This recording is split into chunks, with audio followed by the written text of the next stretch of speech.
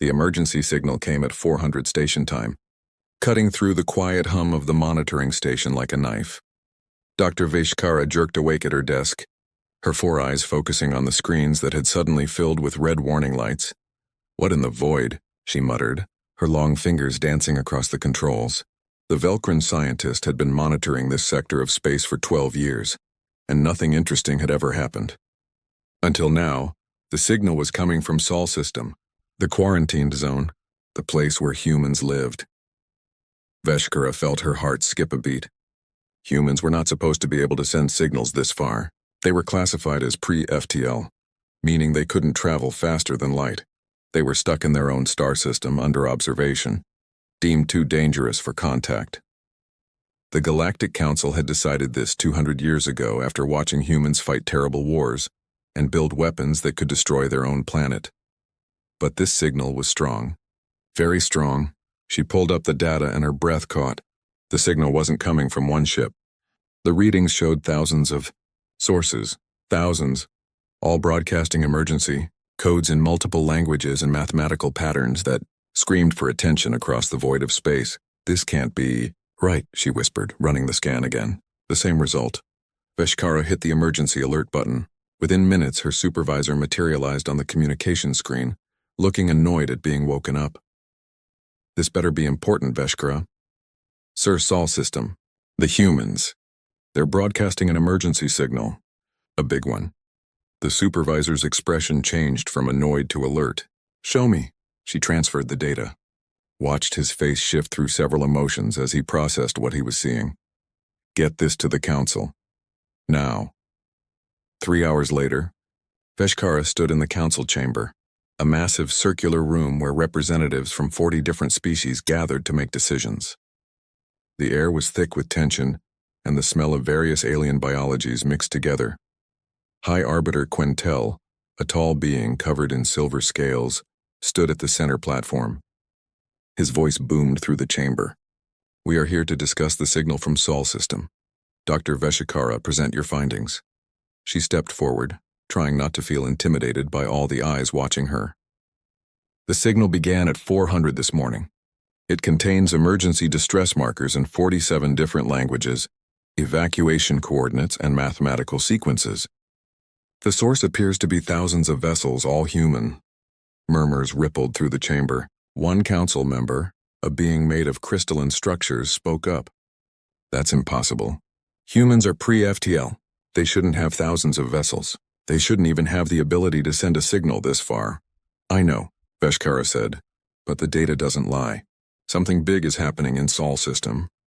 A blue-skinned delegate stood up. "Perhaps they discovered FTL technology. Maybe they're preparing to break quarantine? Or maybe they're under attack," another voice called out. Quentel raised his hand for silence. "Dr. Veshkara, you're the council's leading expert on humans. What do you think is happening?" Veshkara brought up holographic displays showing Earth's recent history as the council had observed it. Images of cities, wars, space stations, and nuclear explosions floated in the air. "Humans are aggressive," she began. "They fight each other constantly. They build terrible weapons. 200 years ago, we decided they were too dangerous for contact. We put them under quarantine and observation protocols." She paused. "But they're also incredibly adaptive. In the time we've been watching them, they've gone from basic spaceflight to building orbital habitats. They've established colonies on their moon and Mars. They build and innovate at a speed we've never seen in any other species." "So what does this signal mean?" Quentel asked. "I don't know," Veshkara admitted. "But I think we need to find out. If they're in trouble, they might need help. If they're breaking quarantine, we need to know why." Commander Zixoth stepped forward from the military section. He was a crawl warrior, built like a mountain with scales that looked like armor. "I say we send a battle fleet. Humans are dangerous. If they're mobilizing, we need to be ready for aggression. Or," Veshkara countered, "we could send a scout fleet. Observe. Gather information before we make assumptions." The debate went on for 2 more hours. Finally, Quentel made his decision. "We send a scout fleet with military escort. Commander Zixoth will lead the mission. Dr. Veshkara will accompany a scientific advisor. You will observe, gather data, and report back. Under no circumstances are you to engage unless attacked." "Understood." Zixoth nodded, looking disappointed. Veshkara felt relief. At least they weren't going in with weapons blazing. The fleet assembled quickly. 5 scout vessels and 3 military cruisers.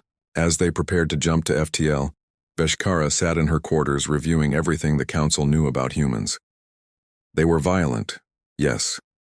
But watching the old footage, she saw something else. When disasters struck, humans helped each other. When one of their space stations had an accident, humans from every nation rushed to help. They were tribal and fought among themselves, but when facing an outside threat, they unified. She pulled up footage of their world wars. Horrible, bloody conflicts, but humans had ended them. They'd built weapons that could destroy their world, then chose not to use them again after seeing the devastation. They'd created something called the United Nations to try to prevent future wars. They were contradictory. Violent yet compassionate, aggressive yet capable of great cooperation. They built weapons of mass destruction and beautiful art. They were chaos and order mixed together. What would drive such a species to send an emergency signal across space? The ship shuddered as it entered FTL. 3 days to Sol system. Veshkara spent those days analyzing the signal. The more she studied it, the more impressed she became. The mathematical sequences were elegant. The multi-language broadcast showed sophisticated translation protocols, and underneath it all was something that made her scales tingle with unease. Desperation. This wasn't a casual signal. This was a species screaming into the void. On the 3rd day, they dropped out of FTL at the edge of Sol system. Commander Zixoth called all senior staff to the bridge. Veshkara arrived to find the entire crew staring at the main view screen in stunned silence. By the ancestors, someone whispered. The view showed Sul, system's outer reaches, and it was filled with ships.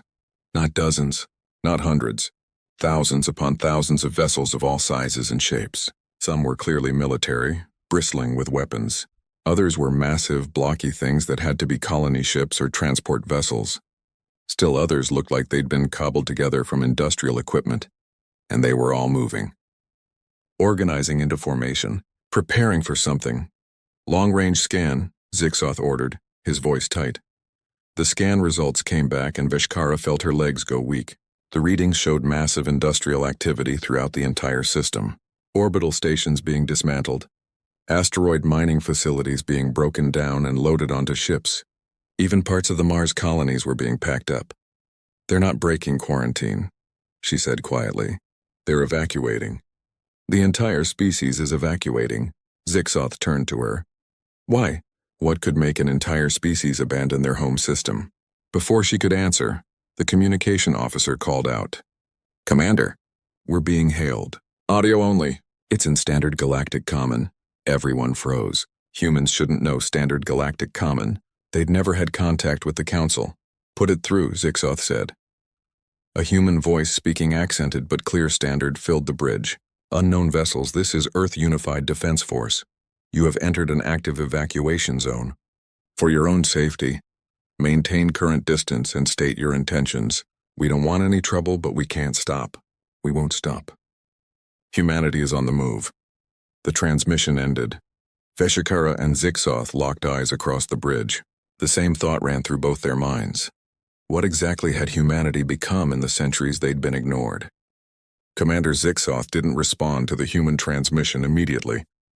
Instead, he ordered the scout fleet to move closer, slowly, while maintaining what he hoped was a non-threatening posture. The ships advanced into Sol system like cautious prey animals, approaching a waterhole. What they found shocked everyone aboard. The inner system was a hive of activity that put most Galactic Council operations to shame. Earth's orbital space was packed with stations, shipyards, and construction platforms. But they weren't building. They were tearing everything down with brutal efficiency. Dr. Veshkara watched through the scanners as massive space stations were cut into sections and loaded onto transport ships. Solar panel arrays the size of cities were being folded up and stored. Even satellites were being collected by specialized vessels. They're taking everything, she breathed. Every single thing they built in space is being packed up. Look at Mars, the sensor officer said, highlighting the red planet on the display. Mars had several domed colonies visible on the surface. Humans were dismantling those too. Vehicles moved across the rust-colored surface, loading equipment onto massive cargo ships that waited nearby. How long has this been going on? Zixoth asked. Veshkara pulled up spectral analysis data from the system. Based on the industrial signatures and heat readings, I'd say they've been working on this for at least 15 to 20 years. Maybe longer. 20 years, Zixoth repeated slowly. They built an evacuation fleet for their entire species in 20 years? The communication officer interrupted. Commander, we're picking up human radio traffic. It's everywhere. They're not even trying to hide their communications. Can you translate it? Veshkara asked. Already running it through the language database. Give me a moment. The officer worked at their console, then put the translated audio through the bridge speakers. The bridge filled with human voices. Comm professional coordinating massive operations. Transport Group 7, you're cleared for Jupiter orbital departure. Safe travels, roger that, Control. See you at New Hope Colony. Mining Station Series, this is Command. Finish loading operations within 12 hours. The convoy leaves at 600. Understood, Command. We'll be ready. Civilian Transport Unity reporting engine trouble. Requesting maintenance drone assist. Unity, help is on the way. Stay calm. We'll get you fixed up. Veshkara listened with growing amazement. There was no panic in those voices, no fear. Just determination and efficiency. These humans were coordinating an exodus of billions of people, and they sounded like they were running a standard shipping operation. Intercept more of their communications, Zixoth ordered. I want to know what they're running from. Over the next few hours, they pieced together the story from intercepted messages, data transmissions, and public broadcasts that humans were sending to each other. 23 years ago, human scientists had detected something. A massive stellar anomaly heading toward their sun. They called it the Wanderer, a rogue object with incredible mass, possibly a collapsed star core or a black hole wrapped in debris. Whatever it was, its path would take it close enough to Sol's sun to destabilize it within 50 years. Earth would become uninhabitable long before that. The gravitational effects would start causing problems within 30 years. Humanity had two choices: die or leave. They chose to leave. All of them. The Galactic Council's first contact protocol said that when a species reached this level of crisis, the Council would help evacuate them. But humans didn't know the Council existed. They'd been quarantined, watched from a distance but never contacted. So humanity did what they always did when faced with extinction. They adapted. They unified. They built. Veshkara accessed old observation reports to fill in the gaps. 23 years ago, Earth's nations had stopped fighting each other. Every war ended almost overnight. Every space program combined.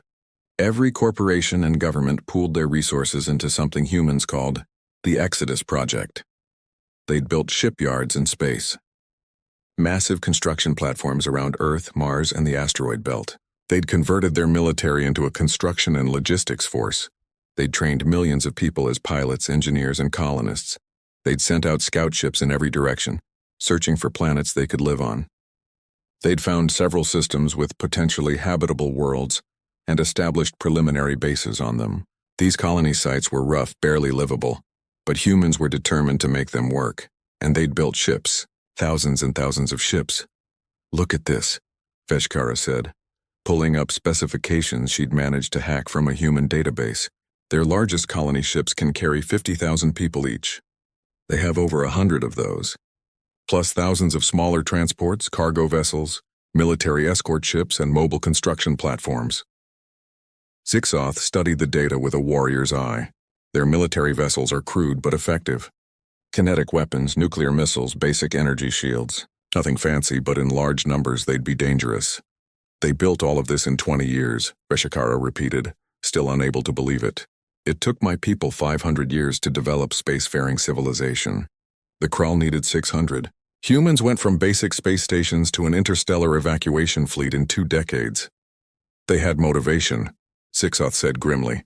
Fear is a powerful teacher, a junior officer called out from the scanning station. Commander, we're detecting movement in the inner system. A large fleet is assembling near Earth. The view screen shifted to show the planet itself.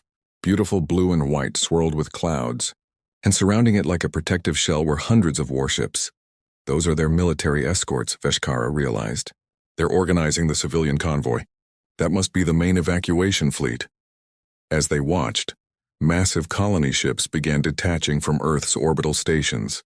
Each one was the size of a small city, carrying tens of thousands of humans. The military ships formed protective formations around them. How many people are they moving? Someone asked. Veshkara did the calculation. Earth's population is approximately 8 billion. Based on the ship capacity we've observed, they're attempting to evacuate everyone, every single human. The bridge was silent for a moment, everyone processing that number. 8 billion individuals. An entire species pulling up roots and heading into unknown space. Where are they going? Zixoth asked. Veshkara traced the trajectory data they'd collected. Her eyes widened. Commander, their course will take them directly toward Council space. They've found habitable worlds in our territory. Do they know it's Council space? I don't think they know the Council exists. They just found worlds they can survive on, and they're heading there. Zixoth's expression hardened. So they're about to invade Council space with a fleet of thousands of ships and billions of refugees, and they don't even know we exist. They're not invading, Veshkara protested. They're fleeing for their lives. The Council won't see the difference. A new transmission came through, this time directed at the scout fleet. The same human voice from before, but now with more urgency. Unknown vessels, you have been observing us for several hours. We know you're there. We're transmitting coordinates for a neutral meeting location. If you want to talk, we're willing. But understand this, we have no choice but to continue our evacuation. If you try to stop us, we will defend ourselves. We don't want conflict, but we won't let our species die because of politics we don't understand. Respond within 1 hour. The transmission ended. Zixoth looked at Veshkara. They're giving us an ultimatum. They're desperate, she corrected. And they're right. They don't have a choice. That stellar anomaly is real. I can confirm it on our long-range scans. Sol's sun will become unstable. We need to report this to the High Arbiter immediately. Agreed. But what do we tell him? Zixoth stared at the view screen, watching the human fleet organize itself with impressive coordination. We tell him the truth. Humanity has mobilized for survival. They're coming toward Council space with a fleet that could match our border defense forces. They don't know we exist, don't care about our laws, and won't be stopped. He paused, then added quietly, and we tell him that if I were in their position, I'd do exactly the same thing. Veshkara began composing the report, but her mind was racing. The Galactic Council would never allow an unauthorized species to just move into their territory. But how could they turn away billions of refugees fleeing extinction? And more importantly, could they even stop humanity if they tried? She had a feeling they were about to find out. On Earth below, Captain Sarah Chen stood on the bridge of the colony ship UES Resilience, looking at her home planet for the last time. In 3 days, her convoy of civilian ships would depart. 50,000 people were counting on her to get them safely to New Hope Colony. She touched the window, saying a silent goodbye to Earth, then she turned back to her crew. All stations prepare for departure sequence. Let's bring our people home to a new world. The neutral meeting location was a small moon orbiting a gas giant in the outer system. Commander Zixoth's scout ship approached slowly, flanked by 2 escort vessels. On the surface of the moon, a human shuttle had already landed. Dr. Veshkara felt her heart's pounding as she prepared to meet humans for the first time. 2 centuries of quarantine were about to end in the most unexpected way possible. Are you nervous? Zixoth asked her as they suited up. Terrified, she admitted. We've watched them from a distance for so long, studied their violence, their wars. Now we're going to sit across from them and talk. Remember, they asked for this meeting. They want to talk, not fight. I hope you're right. They descended to the moon's surface in a small shuttle.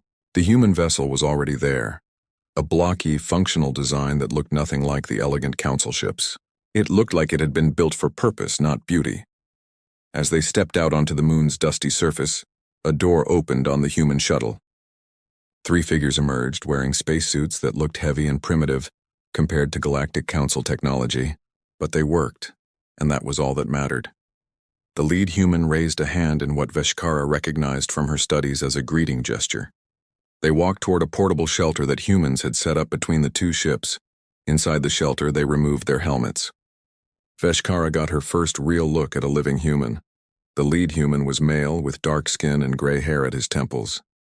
His face showed lines of stress and exhaustion, but his eyes were sharp and intelligent. He smiled, showing white teeth. I'm Ambassador Marcus Webb, representing the Earth Unified Government. Thank you for agreeing to meet. Zixoth introduced himself and Veshkara. They sat across a simple table from each other, two species meeting for the first time under circumstances neither had expected. "You speak our language," Veshkara said, unable to hide her curiosity. "How?" Webb's smile widened slightly.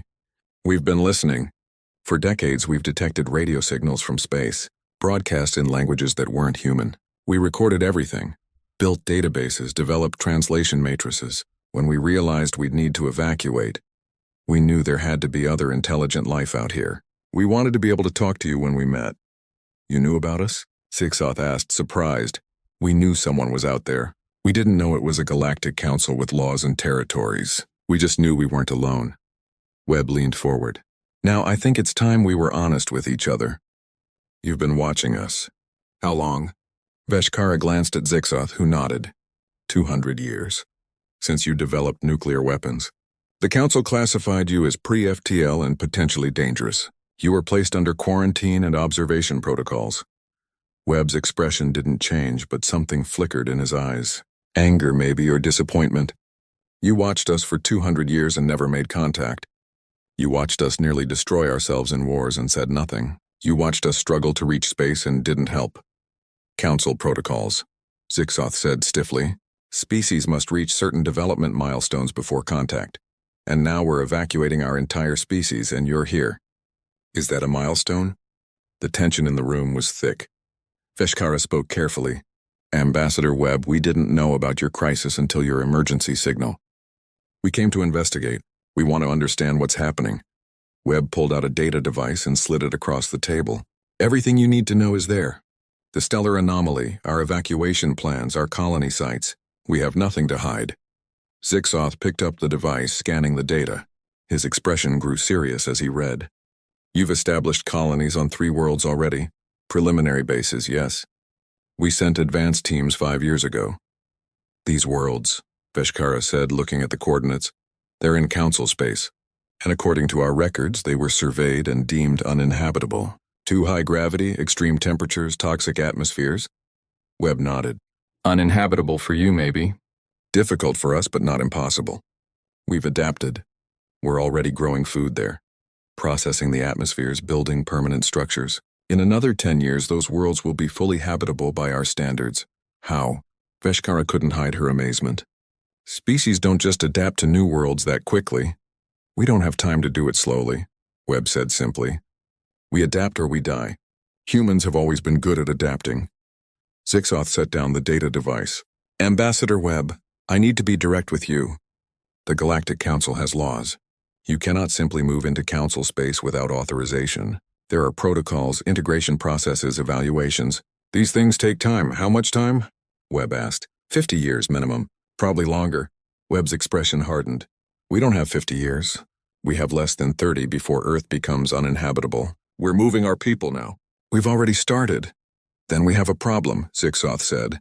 "If you enter Council space without authorization, it will be seen as an invasion. Military forces will be deployed." "To do what?" "Stop us? Kill us?" Webb's voice was calm, but there was steel underneath. "We're not invading. We're surviving. We found empty worlds that nobody wanted, and we're making them livable. We're not taking anything from anyone. The law doesn't see it that way. Then the law is going to have a problem." The two stared at each other across the table. Veshkara felt panic rising. This was going wrong. They needed to find a compromise. "Ambassador Webb," she said quickly, "what if we could arrange for you to settle those worlds legitimately? What if the Council ceded them to humanity? They're worthless to us but valuable to you." "In exchange for what?" Webb asked, turning to her. "Recognition of Council authority. Agreement to follow Council laws. Integration into the galactic community as a member species." Webb considered this.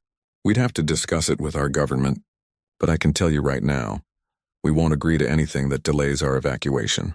Our people are already on the move. The first major convoy leaves Earth in 2 days." "That's too fast," Zixoth protested. "We need time to discuss this with the High Arbiter to get Council approval." "Then you'd better talk fast," Webb said. "Because with or without approval, humanity is moving. We'll follow your laws if we can, we'll be good neighbors if you let us, but we won't sit still and die waiting for permission to live." Veshkara's mind was racing. This was unprecedented.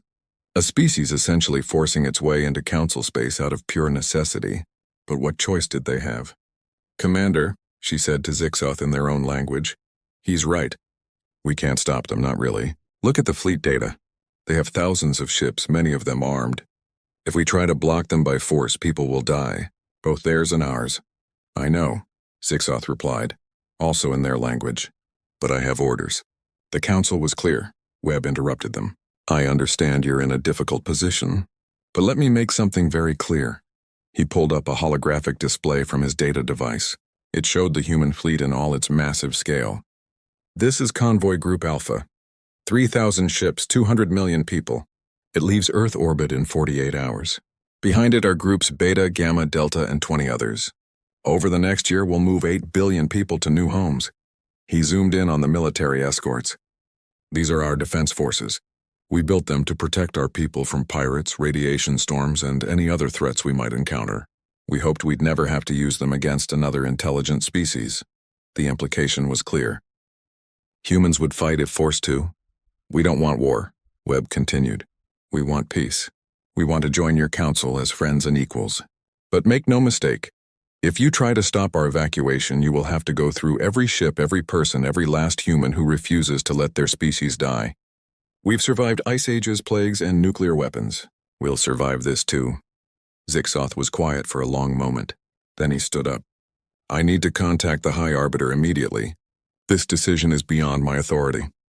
"I understand," Webb said, also standing. "You have 24 hours. After that, our convoy launches whether you're ready or not." As they prepared to leave, Veshkara turned back to Webb. "Ambassador, can I ask you something?" "Of course. Are you scared? You're taking your entire species into unknown space, facing potential conflict with a galactic council you didn't even know existed a few days ago." Webb smiled sadly. "Dr. Veshkara, I'm terrified. We all are. But fear doesn't get to make our decisions. Hope does, and we hope that when you and your council look at us, you'll see people just trying to survive, not enemies to be feared." "I see that," Veshkara said quietly. "I just hope the council does too." High Arbiter Quentel listened to Commander Zixoth's report with growing concern. Behind him, the full Galactic Council chamber was in chaos. Representatives from 40 species were all talking at once, arguing, panicking. "Silence." Quentel's voice boomed through the chamber. The noise died down. "We must approach this logically. Dr. Veshkara, you've studied humans. What do you recommend?" Veshkara stood from her seat, her voice steady despite her nervousness. "High Arbiter, I recommend we allow the humans to settle the 3 worlds they've chosen. These planets have been classified as uninhabitable by our standards for decades. No one wants them. If humans can survive there, let them. And set a precedent for any species to just move into council space whenever they want." A delegate shouted. "That's chaos." "They're facing extinction," Veshkara shot back. "This isn't about ignoring our laws. It's about recognizing that sometimes survival has to come first." The crystalline delegate from before spoke up. "We should send the battle fleet. Show them they can't just push their way into council space." "With respect," Zixoth interrupted, "I don't think that would end well. I've seen their fleet. They have numbers and they're clearly willing to fight if necessary. Any battle would cost lives on both sides. So we just surrender our authority?" Another voice called out. The argument was going in circles. Quentel was about to call for order again when a junior technician burst into the chamber, something that had never happened in council history. "High Arbiter, emergency! The stellar anomaly the humans detected." Everyone fell silent. "What about it?" Quentel asked. The technician was breathing hard, his skin flushed with fear. "Our science teams analyzed it using deep space arrays. It's not natural. It's artificial." The chamber erupted in shock. Veshkara felt ice run through her veins. "Explain," Quentel commanded. The technician brought up a holographic display. It showed the massive object heading toward Sol system, but now with enhanced scans. They could see structures within it. Ancient, broken, but definitely manufactured. "It's a planet-killer weapon," the technician said. "From the old war, we think. The conflict that ended the progenitor civilization 60,000 years ago. We've found references to these weapons in ancient texts, but we thought they were all destroyed." "This one wasn't," Veshkara whispered. "Worse," the technician continued, his voice shaking. "We plotted its trajectory. Before it reaches Sol system, it will pass through Council space. It will come within range of 17 inhabited worlds. The chamber exploded in panic. Representatives were shouting. Some were trying to leave. Others were demanding military action. Quentel struggled to maintain order. How long do we have? The weapon will reach the first Council world in 8 years. Sol system in 33 years, just like the humans calculated. Can we destroy it? We don't know. The progenitors built their weapons to last. It's been drifting for 60,000 years, and it's still functional. Our weapons might not be enough. Veshkara's mind was racing. The humans detected this before we did. How? The technician looked embarrassed. They've been actively scanning for extinction-level threats for decades. They built deep space monitoring networks specifically to find dangers like this. Our systems are designed to find ships and signals, not ancient weapons. They were looking because they were afraid, Zixoth said quietly. They've spent their entire history preparing for threats. We've spent ours assuming we were safe. Ambassador Webb's face appeared on the communication screen, transmitting from his shuttle. Hi, Arbiter. I've been listening to your emergency broadcast. My government has authorized me to make an offer. What kind of offer? Quentel asked, still trying to process everything. We'll help you, Webb said simply. Humanity will assist in defending Council worlds from this weapon. We'll share our detection technology, our weapons, and our experience dealing with existential threats. A delegate laughed bitterly. What can a pre-FTL species offer us? You're refugees fleeing your own system. Webb's expression didn't change. We're a species that spent the last 23 years preparing to fight extinction. We've built weapons specifically designed to destroy massive stellar objects, nuclear-pumped kinetic missiles, antimatter warheads, and gravitational disruptors. We don't know if they'll work on that ancient weapon, but we're willing to try. Why would you help us? Quentel asked. We've done nothing for you. We watched your species struggle for 200 years and never offered assistance. Because it's the right thing to do, Webb said. And because that weapon is heading for our new homes too. We have 3 colonies in Council space now. If that thing destroys Council worlds, it will keep going and eventually reach us. This isn't charity. It's survival for all of us. Veshkara stood up. Hi, Arbiter, I support this proposal. We need every advantage we can get, and humans have experience we lack. They're primitives, someone shouted. They're survivors, Veshkara corrected. And right now, we need survivors. Quentel was quiet for a long moment, weighing his options. Finally, he spoke. Ambassador Webb, I accept your offer, provisionally. Send your technical specifications to our military command. We'll evaluate your weapons and decide how to proceed. Already transmitting, Webb said. And hi, Arbiter, about our evacuation convoys? Continue your evacuation. The 3 worlds you've chosen are officially ceded to humanity as temporary refuge, pending full Council integration. But Ambassador, if your people cause any trouble, this agreement ends. Understood? Understood. Thank you, High Arbiter. The communication ended. The Council chamber slowly emptied as delegates rushed off to prepare for the crisis.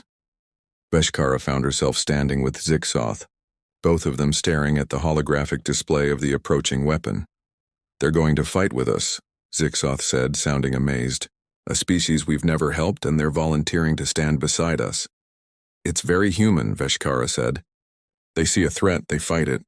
They don't ask if it's fair or calculate the odds. They just fight.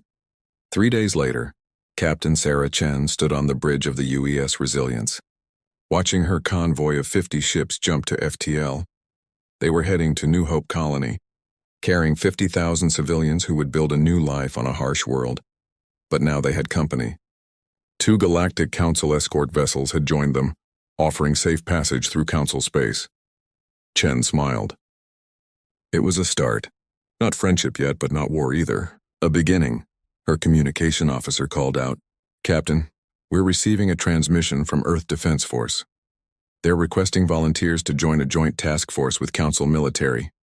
They're preparing to engage that ancient weapon. Chen looked at her second in command. We need to get our people to the colony safely. But after that?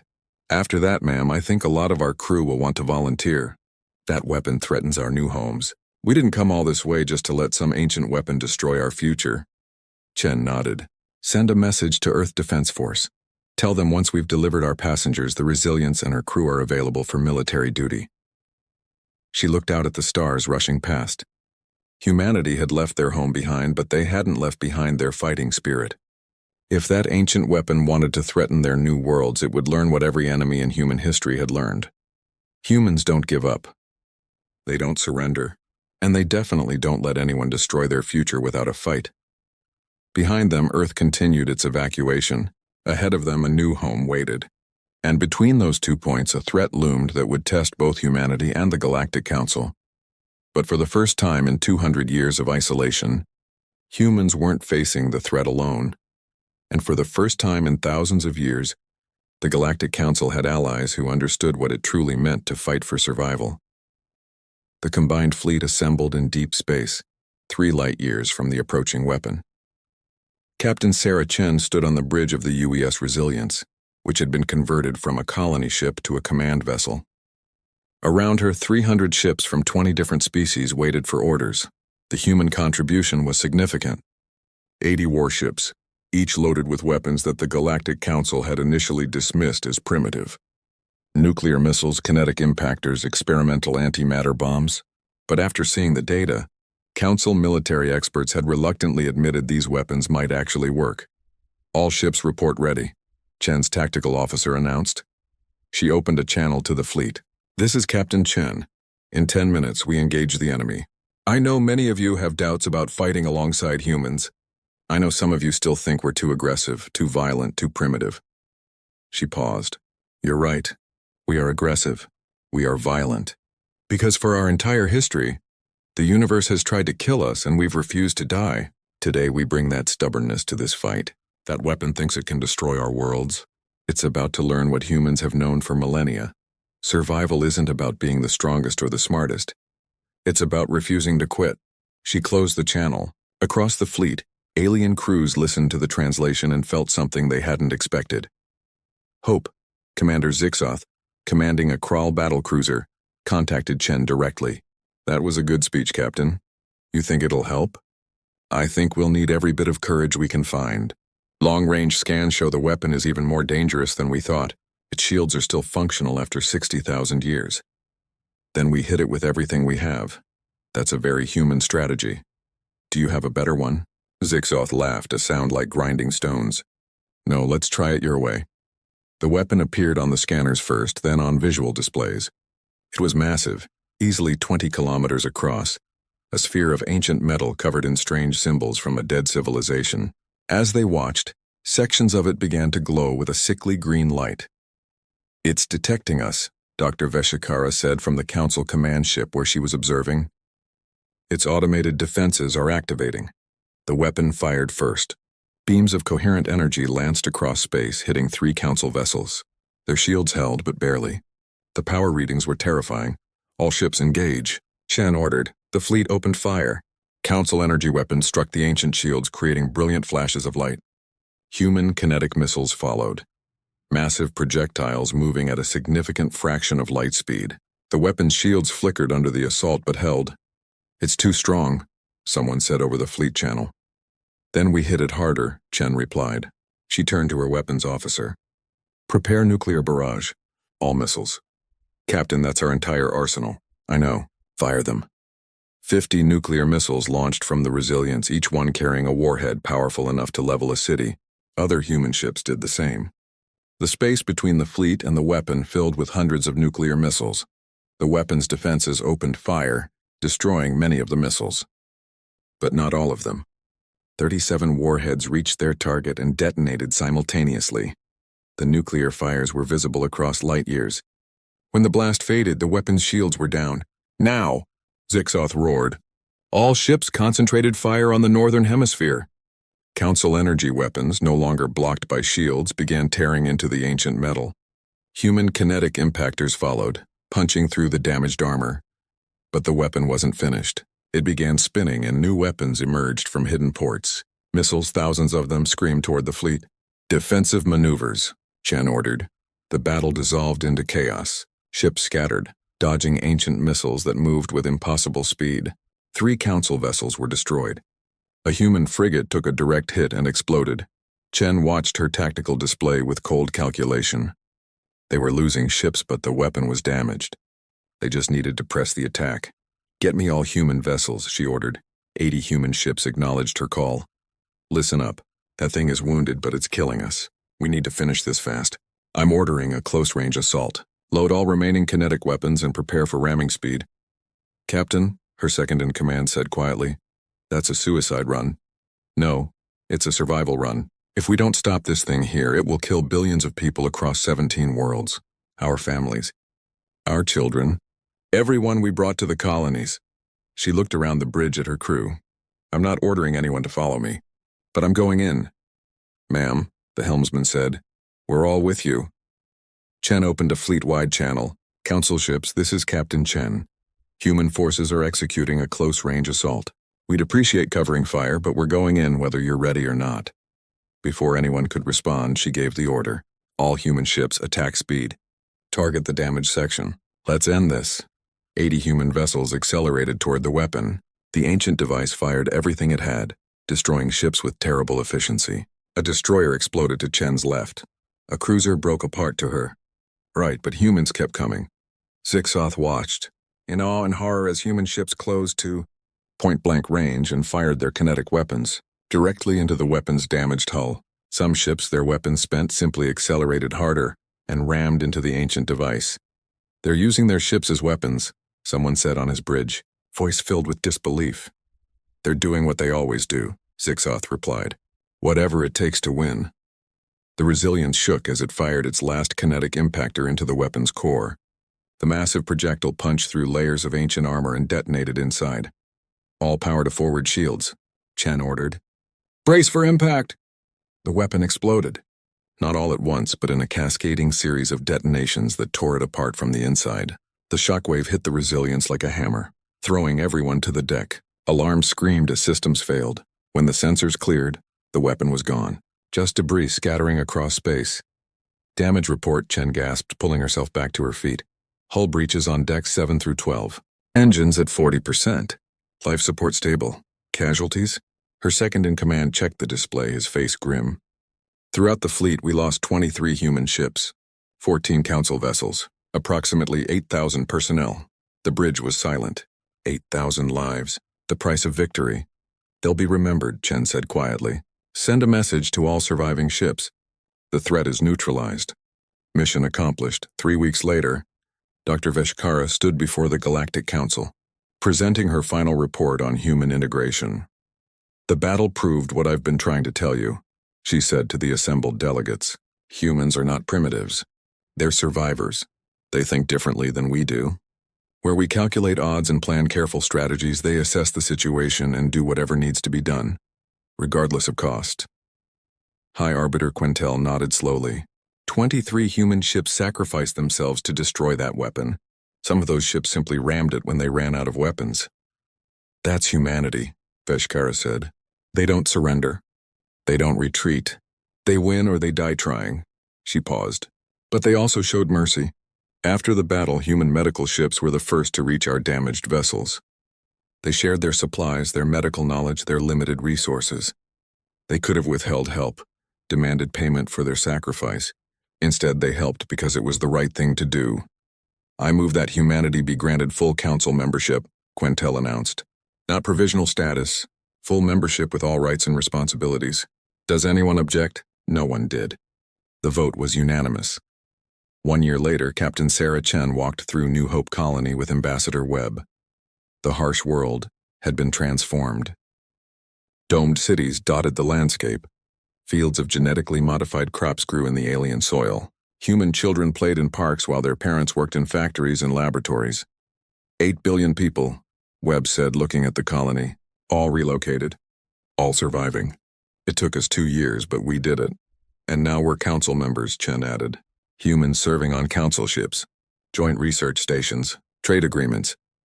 Some people back on the colonies are already complaining about council bureaucracy, Webb said with a smile. Let them complain. It means we're alive to complain. Chen looked up at the alien sky. You know what Commander Zixoth said to me after the battle? What? He said humanity reminded him of an old crawl proverb.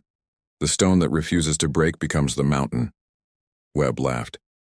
I like that. We refused to break, so we became something bigger. In orbit above them, human and council vessels patrolled together. In laboratories across council space, Human and alien scientists worked on joint projects. In classrooms, human children learned about 40 different alien species, while alien children learned about Earth's history.